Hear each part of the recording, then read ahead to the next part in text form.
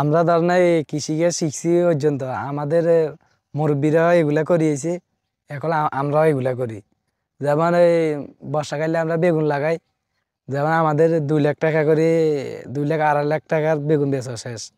এখনো অর্ধেক সিজন আছে আমাদের। তো আমরা ওই বেগুন আইগুলা দিয়ে আবার করলা চাষের মেয়ে ঢুকাই। তো যেমন এইদিকে ধরেন আঙ্গুর লাস্ট ফাইনাল হবে করলা দিই। আমরা বেগুনের চালান দিয়ে আমরা করলা করছি। এখন করলা বিক্রি করুম আর টাকাগুলো একটা পকেটে ঢুকামো। এখন মানে আমাদের বেতন খালি ছুটি আছে, আগায় নীতি করছি। এখন খালি টাকাটা অ্যাকাউন্টে নিয়ে আসি।